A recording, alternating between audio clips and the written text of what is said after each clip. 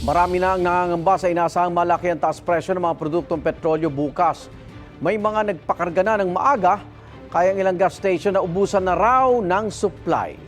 Live mula sa Quezon City, may unang balita si James Agustin. James.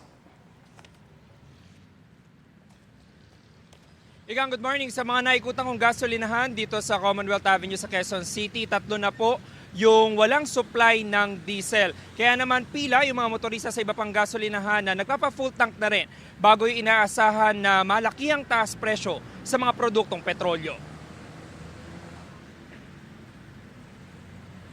Kahapon pa naubos ang supply ng diesel sa isang gasolinahan sa Commonwealth Avenue na sakop ng barangay Old Balara, Quezon City. Ang meron silang supply, premium diesel na 73 pesos per liter. Ito na lang daw muna ang pinapakarga ng ilang motorista.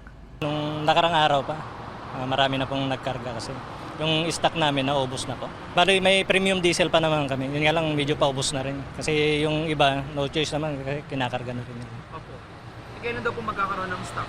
Wala pang abiso sir kung kailan yung stock na darating. Sa isang gasolinahan sa Fairview, zero na ang nakalagay sa signage ng presyo ng diesel. Kahapon pa raw ng tanghali na wala ng supply. Marami pong nagpapakarga po. Mga trucks, mga PUV, mga jeep. Kasi nasabihan na lang po namin sila na wala po. Wala na pong supply, wala ng diesel. Kailan daw po magkakaroon ng stock? Hindi ko po masabi sir kung kailan po sir. Suki ng gasolinahan ng UV Express driver na si Merlito na doon nagpapakarga ng diesel. Problemado siya lalo pat bahagi ito ng kanyang pamamasada. Sa iba na lang po kami, maghanap lang po ng medyo mababa po ang mga mababa po yung mababa po ang presyo. Malaking kawalan na po talaga yan, ang pag walang diesel. Kasi siyempre, ito pong inasahan po namin, araw-araw kami hindi mo po pwedeng hindi kami magkakarga po ng diesel. Sa iba pang gasolinahan, pila ang mga motorista nagpapakarga bago ang big time oil price hike ngayong linggo. Si Iris na driver ng school service, nagpa-full tank na ng diesel. Para po makahabol po sa medyo mura po na diesel ngayon. 1,000 pisong halaga ng diesel naman ang pinakarga ni Edwin. Kapag daw sumipa ang presyo nito, mapipilitan siyang igarahe muna ang kanyang van na pinapanghakot ang mga paninda.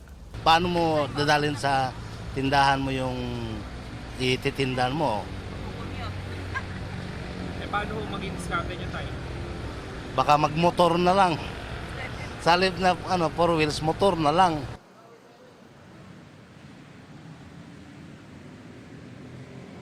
Samantala, nagpaalala naman ang Department of Energy sa mga gasoline station na mahigpit na sundin yung mga patakaran sa presyo ng produktong petrolyo at mahigpit na pinagbabawal po yung hoarding. Dito sa gasoline station na ito, sa Fairview kung nasaan ako ngayon, may mga nakita tayo kanina na mga magpapakarga sana ng diesel gaya na lamang ng mga jeepney driver, mga truck driver at mga UV Express driver, pero inaabisuhan sila ng mga gasoline pump attendant dito na humanap na muna ng ibang gasolinahan. Yan ang unang balita mula po rito sa Quezon City. Ako po si James Agustin para sa GMA Integrated News.